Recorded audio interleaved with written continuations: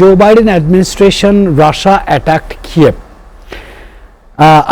Ukraine, and Ukrainian President Volodymyr Zelensky openly says that NATO is with him, with his country. United States was very naked to support him and even sent the arms, ammunitions, drones, everything.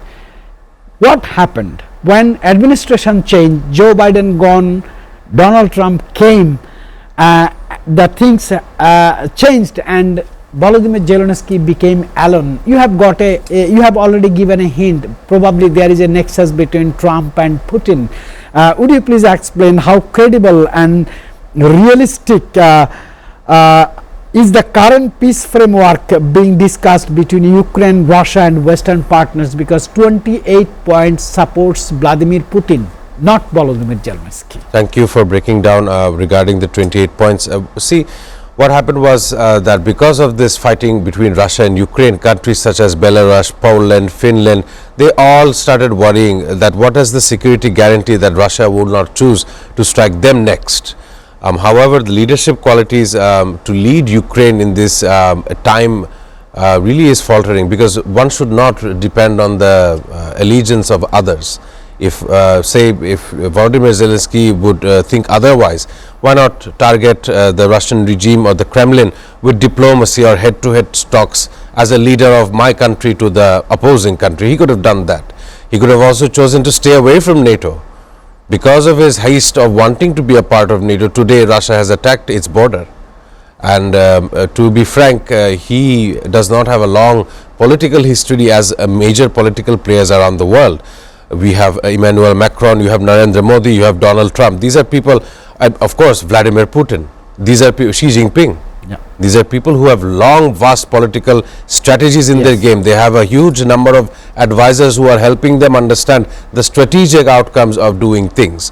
So in this case, it would be far better for Volodymyr Zelensky to understand that right now the US has a different stance in mediating ceasefires all over the world. So it's not just Ukraine and Russia at the point. So the United States administration is doing as it wishes. However, Europe as a whole understands that Russia is a threat to almost every nation out there in Europe, including the United Kingdom. Recently a Russian monitoring boat was seen off the coast of the United Kingdom, and what happened was it was firing laser pointers at the Royal Air Force. And that prompted Downing Street to release a statement that United States is ready for any kind of confrontation. So that is the narrative, and that is what is happening on the field regarding to Russia and Ukraine, Russia versus the entire Europe. Sir, one thing I need to understand, during the Joe Biden era, we have heard NATO and the United States is backing Ukraine to retaliate the attacks from Russia. But recently, I have noticed after the NATO summit, Donald Trump never mentioned NATO. He always say European Union, European countries will have to come forward to protect themselves. What does it actually mean between these two lines? Well, to some extent, the North Atlantic Treaty Organization, NATO, Europe and America and Canada, they are all part of this security alliance that they have. And of course, during the World War II, they used to say United States and the allies. And who were these allies? The people in Europe. It has faltered regarding coming to Ukraine and Russia. You know, NATO Secretary Mark Rutte had said that all nations of NATO must increase their defense budget from 2% to 5% to meet the security goals up until 2035, 10 years from now. But the thing is, they are expecting Russia to have some kind of broader implications, not only towards Ukraine, but towards the surrounding neighborhood. We have Finland, who has a long border with Russia. And what I understand is, because of such war, because of such war front, every now and then we see Russian aircrafts violating the airspace of other nations. Spy drones are surveillance drones are doing the surveillance one needs to understand who the next enemy could be. This is of course on the Russian side. But at this moment, the Russian economy does not seem to be faltering in the face of US-backed sanctions. Russia has some powerful friends. Let me mention to our viewers who they are. Of course, immediate neighborhood includes China.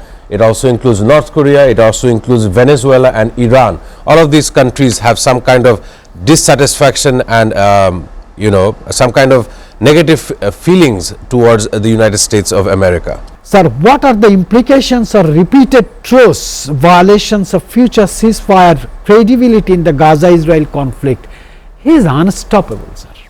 Thank you for the question. I feel that when we talk about Israel and their atrocities towards the Gazan people and towards the region as a whole, they are warmongers and people who take place in genocide.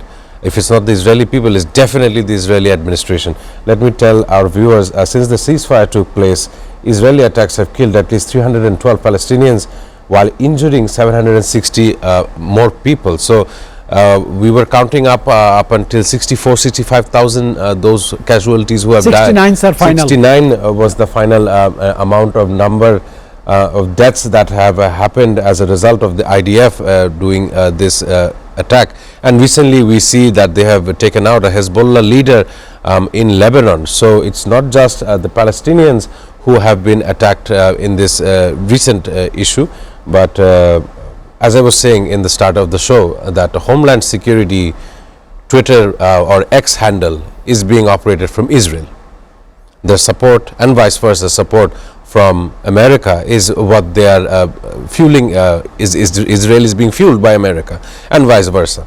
So what I understand is that United Nations have been not enough support for the people. Every now and then the aid seems to be a controlled maneuver, a controlled genocide. It's not just one genocide, it's a controlled genocide. So here we have instances of organs being taken away from people. We have instances of food grain mixed with dangerous chemicals. There is no fresh water. No one is coming out and about to understand the reconstruction of Gaza. We know that Donald Trump created a board of peace, but all of these narratives and all of these rhetorics do not understand the Palestinian determination. So once again, I would like to say that Israeli soldiers are committing these atrocities on one side, going back home and killing themselves on the other. I really want to remind our viewers one thing. From day one, when we became very happy, even the world leaders became very happy regarding this ceasefire. Our international affairs commentator clearly said to us in the studio many times that see, this is going to be a fragile ceasefire, and we can see the result in 55th days that still they are killing innocent people. They are not maintaining the clause and rules and terms and conditions of this ceasefire. Sir, as ceasefire is failing, world medias are silent. I want to do a question like this: how should international actors who generated this ceasefire, who worked for this ceasefire and who operated this fire, what would be their response when humanitarian conditions worsen alongside continued military operations by Israeli Defense Force and silence of the Israeli parliament as well, and silence of Washington as well? Thank you for the question. And of course, this mediation and this newly implemented fragile ceasefire, as I've been saying, this is a direct result of the Sharm el-Sheikh declaration held in Egypt, and before that you can't forget Qatar and its effort to understand what Israel is doing to the Palestinians. And one way that Qatar is helping is because they have allowed this national state agency Al Jazeera to be directly reporting from Jordan.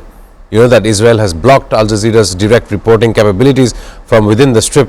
So this is just another hostility between Israel and the international players, as you were mentioning. We know that multiple reporters and multiple media influencers, if you call them a media journalists, have been killed. The number is well above 300 people who have been killed in this latest clash. But the 20-point Gaza plan is hosted by US President Donald Trump. It includes the fact that it will become, Gaza will become a de-radicalized terror-free zone.